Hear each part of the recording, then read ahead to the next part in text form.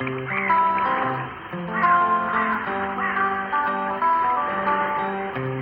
click on the thumbs up button and the subscribe button if you enjoyed my vlog. Bye for now. Hi everybody, this is John from Old John's Vlogs, and thank you to my kind neighbour for his comments about the vlog, the last vlog I've just done. But following on from that, I'm still doing my Barnsley. I'm looking at Buckley Street when I lived at Buckley Street in Barnsley, and there wasn't any televisions at that point, and we made his own entertainment, which I'll mention in a minute. But we had a radio, a wireless as it was called back then, and the wireless worked on big valves, huge valves like that, and they produced heat and they used to burn out. And I was always one of those people that wanted to try and get more out of something, the best I could get out of the machinery of the day or the facility of the day and stuff like that. I've always been like that. And so there was a program called Radio Luxembourg, and Radio Luxembourg sound used to go up and down like that, and why it did that I don't know. Anyway, I used to pick Radio Luxembourg up on the radio, the wireless, and it used to have tunes on there that weren't on any other program, more modern stuff you might say. So I used to listen to that, and I used to listen to children's programs, and in particular I used to like stories on the radio. Now the stories gave me, maybe I had it all the time, but the stories gave me a wonderful imagination. And later in life I became to write my own stories, and none of them are published actually. It was just for a bit of fun, and part of the experience of being retired, filling time in, doing different things. When people get retired, they all say things like, well, I'm going to get my garden right, or I am going to get my garden right, or I'm going to do lots of walks. Well, 10 years down the road for walking slows you down to probably a couple of miles a day if you're lucky, depending on your health, and the garden will probably get done in a couple of years with nothing much else to do. So you need lots of hobbies, and I've got lots of hobbies which I'll speak to you about at some point, and hopefully help your retirement to be more fulfilled. Anyway, back to Buckley Street. We didn't have televisions or anything like that, but later in life, when we did have a television, it was the BBC One, that's all. And then we got a little box on top of the television, it was quite big, about that big, about that big I'd say, and it probably did what Rockwood does today, but it only allowed us one station, which was ITV, and that sat on top of the television. The televisions at that time were so wide at the back, really wide. It was called a cathode ray tube, and it worked because there was not a vacuum inside. But today's televisions, of course, are so slim you can't put anything at all on top. And that was a British invention. Tomorrow's World, I first saw that when I was a teenager.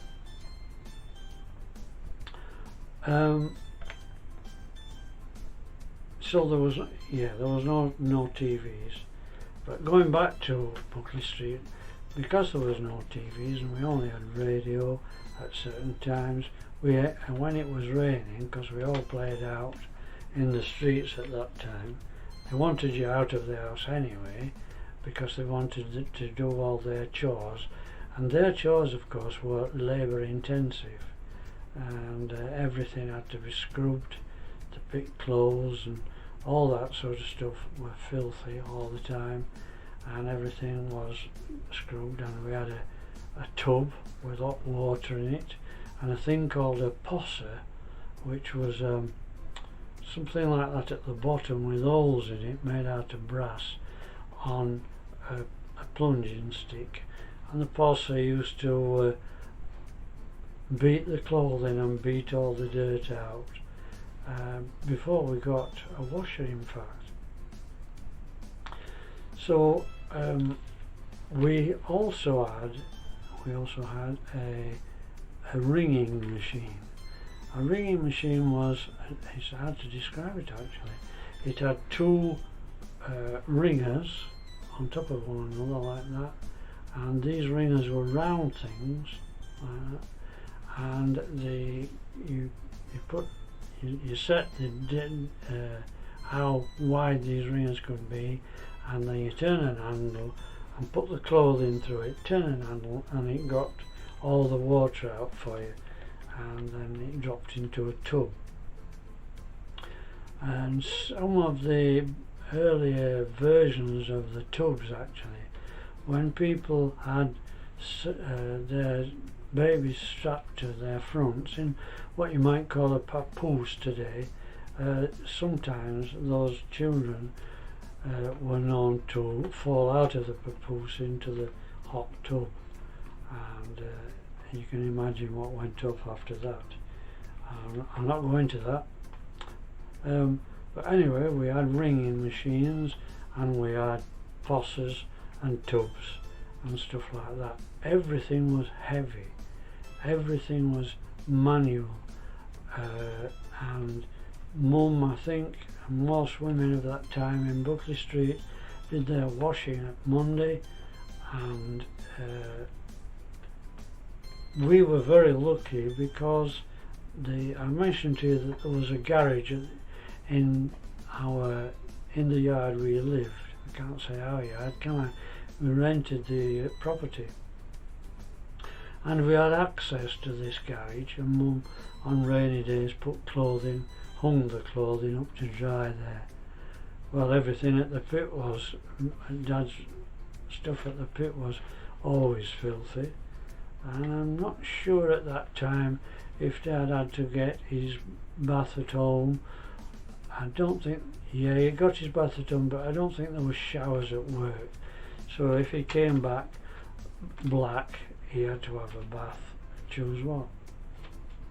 Now, some of the men that worked down the pit at that time never cleaned their spine, because their skin had to harden, and the reason for that was that they often caught their back on the small area that they were crawling up and down in to get the cold, and hardening the skin, or so they thought, would give them a better chance not to cut their skin when they were crawling about or even on their bellies.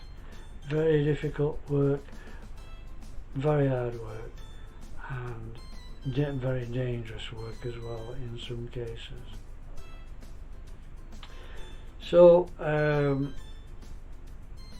I used to make when it was raining, I used to make my own toys, and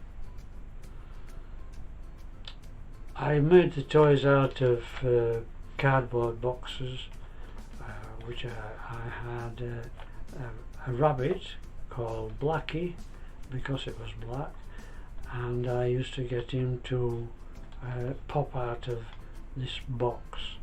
Later I got him to pop out of what was a hat, you know, those eye hats that people used to wear on their head, tall eye hats, as in the Londoners wore them. Well, we we had what can I call it? A box full of clothes. Mum was one of those people who used to like to dress up and in different clothing, and I think she would have gone on the stage if they'd have let her. And so we had all these clothing, and I got this rabbit, this blackie as I call him, to when I did the hocus pocus with the stick that I made, you know, a magician's stick I made out of cardboard, painted it black and painted it white at the ends. I used to do hocus pocus and the rabbit jumped out of the hat. So we did all sorts of things like that, and we had a basement in the house that we lived in, and there was always wood around, and I used to make things out of wood, pretend guns, you know, Gatling guns and all sorts of things, where you turned an handle, which was an old wheel off a pram, and a handle I'd put on there. I used to turn that and make the noise, you know, like a gun, and pretend that I was a soldier operating the gun and stuff, all sorts of stuff like that.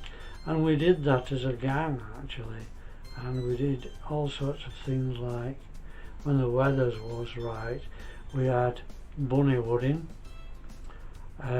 which was getting wood for the bonfire, and we used to sit by the pile of wood to make sure nobody else pinched it from the next street, and we great competitions to make sure that nobody pinched it, but at certain times of the evening nobody was out anyway, so we didn't have to stay up late or anything like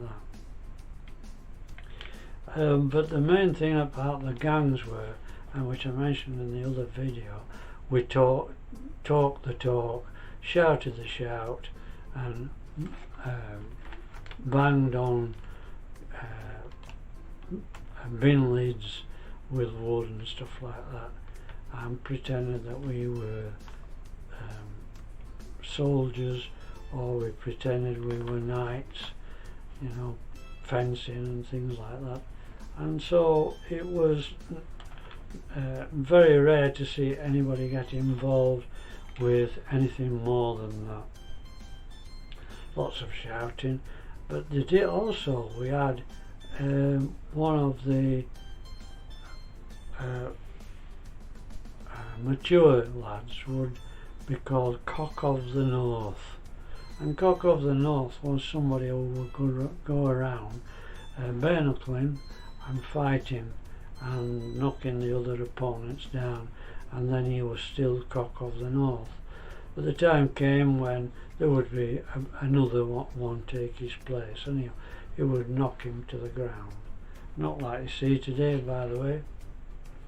One knocked to the ground and he might help him pick him up, and they may be best of mates later on in life.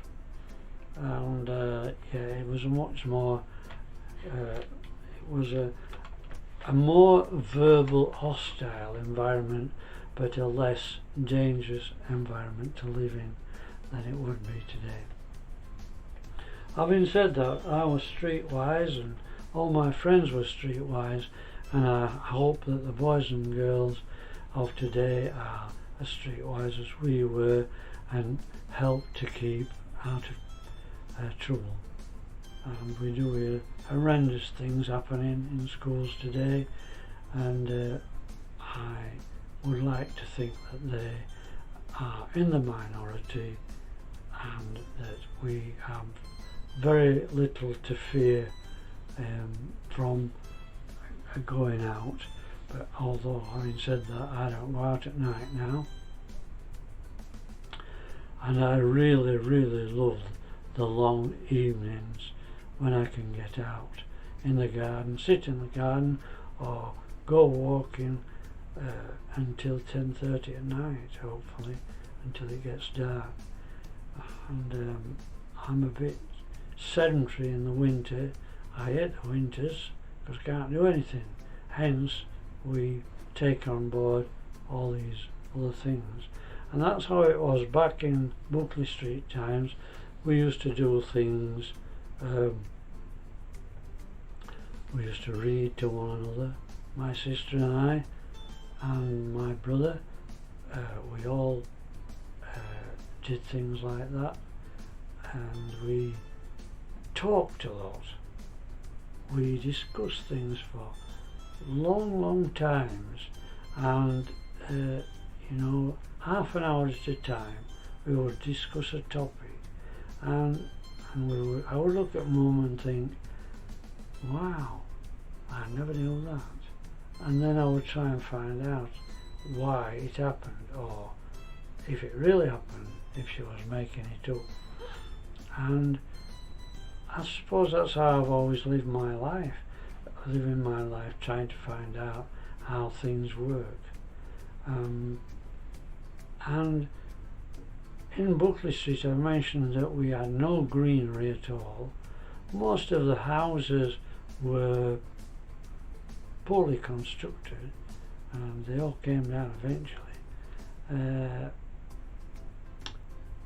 But I have also mentioned that we lived in a semi situation, a semi dwelling. Well, after at the bottom of the road was the pub, as I've said, the Spotted Leopard. Then there was the two gates that I've mentioned. Then there was 5 Buckley Street and the one next door to it, which was a semi. But after that there was a ginnel. For people that don't know what a ginnel is, it's a passageway. There was a ginnel, and then the rest of the houses, I do believe, right to the top of Buckley Street, were all terraced. They were all terraced houses. There were one or two with arches underneath, and there were one or two with led into courtyards, which I used to love it. It mystified me. I used to think, wonderful places to hide and play. But the thing was that Mum would shout at the bottom of the street, and if I hadn't heard her, she had a loud voice, I might add, if I hadn't heard her, one of the neighbours would shout, "Your mum's calling you, you've got to go home." And everybody was like that. They all looked out for one another. Do you remember yesterday when I said that on the last video that I said that people clean their windows by leaning out of the window? It was more dangerous than I made out. What they did was they sat with their feet and legs inside the house and their body on the outside of the house, leaning up to the top of the panes of glass to clean. Very dangerous.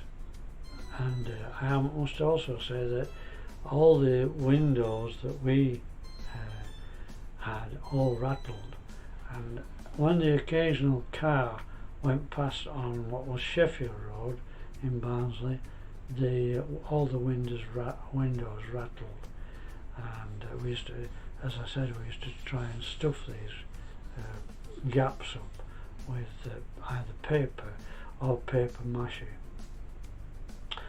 One of the other things was that I forgot to mention that people today have got curtains at their windows. We had blackout curtains from the war. That was a cast off from the war. We couldn't afford proper curtains, so we had these. There were black pieces of material called blackout curtains, obviously, and so that's all we had. In the basement I mentioned earlier, there was a compartment for the coal. Round the back of our house there was a round iron what would I call it? I suppose you would call it a grate, you know, like those grates that go over where our rainwater goes.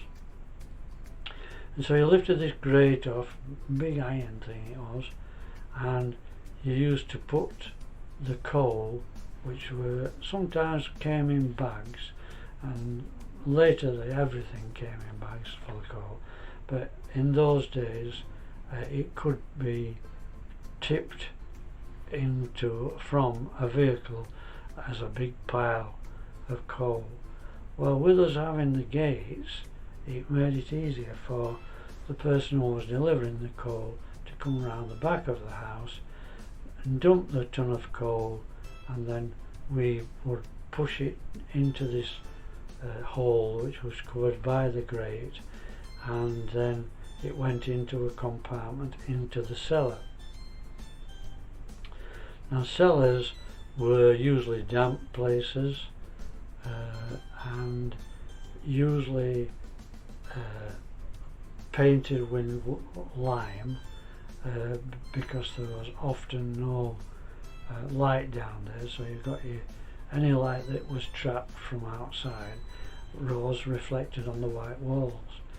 And so we used to go down there, down steps, some steps to get down there, and get the coal and fill a bucket, bring the coal up the stairs, and if you were very lucky you had a landing at the top of the stairs where you could store coal and also have chopsticks of wood ready to make a fire, because you couldn't have the fire on all the time, it was too costly.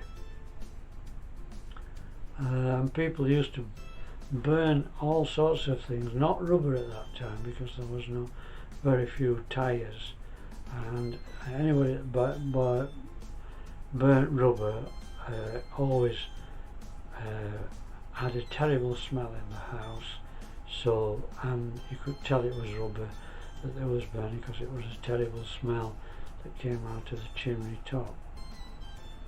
But there was very few of that kind of thing. But what they did do, they burnt everything that they was throwing out, and clogs that men wore in the pit, you know, these were like the wooden shawl. Is it shawls? Is that the correct pronunciation? Please tell me if I'm wrong. They looked a bit like that, but they had iron underneath to make the wood last longer. Like shoeing a horse, and you could hear people walking to work in their clogs on the morning. So the situation with the fruit and veg, I mentioned the veg. If you were lucky, you got 2 oranges at Christmas, and that was about all the fruit you got all year, unless you know somebody that had a fruit tree in the allotments, not round the houses, because there was no spare land. Now at the back of the gill I mentioned earlier, the houses, at the back of those houses there was a long piece of land we called the yard, and these people had to walk to the toilets right across the backs of these yards. Now us, my family, and our next door neighbour, Mrs. Machin, who I will talk about in a minute, everybody was called Mr. or Mr. There was nobody called John or Nancy or anything like that. It was polite to call them Mrs. or Mr. or sometimes uncle and aunt to people who were helping out, but they weren't really your uncle or aunt. Anyway, these people had to walk a long way to get to the toilet, so it was obvious that they couldn't do that in the evening. So they had something called a potty, which went under the bed, where the people emptied their bladder on an evening into the potty. Now some people call them, locally term them as goes under, because they usually went under the bed, and the beds were usually raised off the floor at that time, so you could put stuff underneath the bed. Sorry, I digress. That goes under. It was a pot with a big handle on it, a large pot,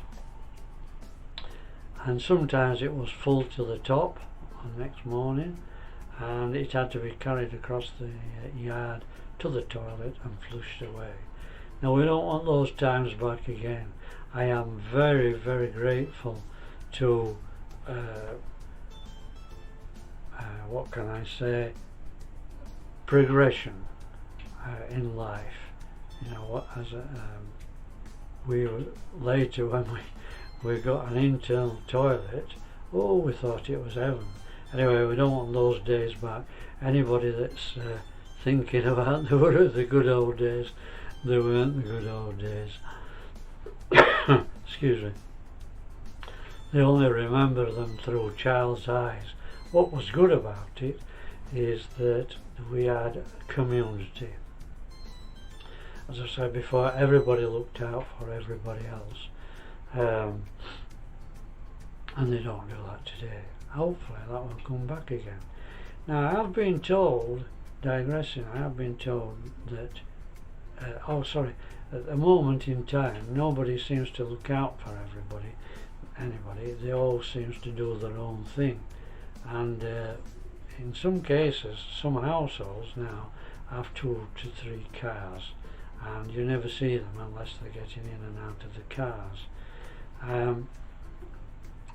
But I have been told that by 2035 there will be less cars on the road.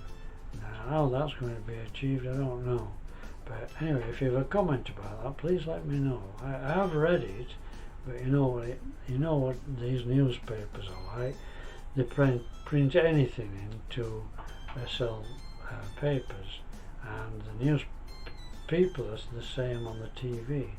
They will say anything to make news sound more important than it really is.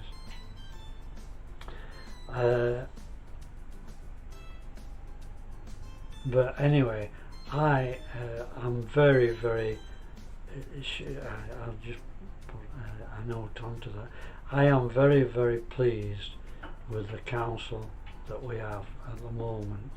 I don't want to get political, but if you have a comment about that, please let me know. The reason I'm grateful to the council that we've got at the moment is we have now got a progressive council, and you've only to look at our wonderful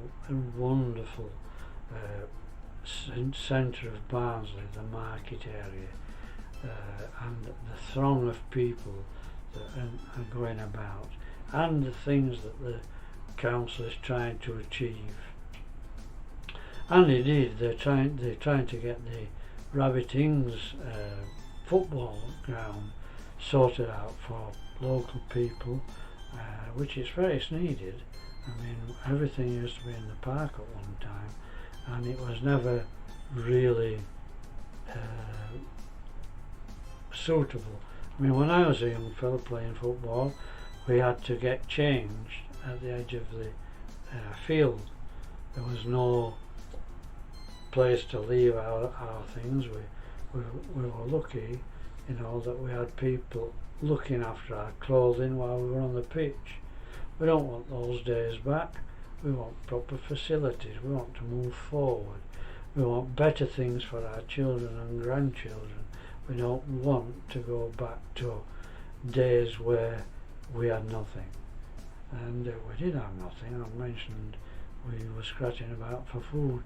half of the time I left the table was still hungry, but that was just after the war. And we don't want those days back. Anyway, let's move off that. Let's move on from diseases that thankfully are no longer with us. And there was a lot of underweight children, and there was a lot of children with rickets because they weren't getting the right food. Don't see much of rickets these days, thankfully.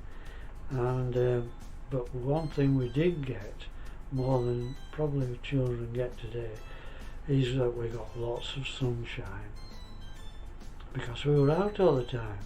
There's nothing to do in the house unless we was helping our parents either clean up, do the washing, the laundry, pegging out, and talking. And every thing that we did back then, choose what it was, choose whatever chore it was, we were always talking about different aspects of the chore, how to make it easier, what we would like to do if we didn't have this chore, and all sorts of things like that. Now the other thing to talk about Buckley Street is that we were central to lots and lots of facilities, and one of them was the Lock Park from the Joseph Locke's donation, Lock Park, and it was only about 15-20 minutes walk away from where I lived, and the 15-20 minutes walk was nothing back in those days. Everybody was accepted to walk everywhere, so walking to the park, no problem. And we used to go and have picnics there on nice days in the summer holidays, because we didn't have many holidays actually. You didn't go away then like you do today. You had to make the best of things, and we went walking in the surrounding areas, going to Lock Park, to the swings. It was wonderful, and you could get a fountain drink there as well if you got thirsty, so you didn't have to carry much. Later on, when we got older, we carried a bottle, a glass Tizer bottle with water in it that had a screw down top, and we had bread and jam perhaps, or bread and banana sandwiches and that sort of thing. So in the summer, when Mum wasn't working, we went to the Lock Park, and also to a place called the Yellow Waters. And the Yellow Waters was a stream that had full of ochre water that came out of the pit. Anyway, I think I'm going to stop there now because the throat's drying out. I want to drink.